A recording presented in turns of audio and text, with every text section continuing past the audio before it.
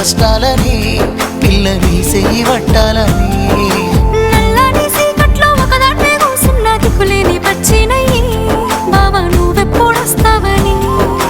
ఏళ్ళైపోతుందే పిల్ల ఎన్నెలొచ్చింది మన బతుకులా ఏలైపోతుందే పిల్ల ఏలు వట్టంగా వస్తున్నాయా ఇన్నాళ్ళ ఎడబాటు ఎడబాసిపోతుందిలే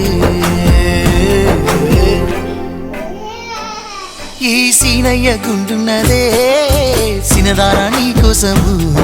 ఈ దూరాన్ని చెరుపుతూ తీరాల తెగిరింది అందాల ఈ మానము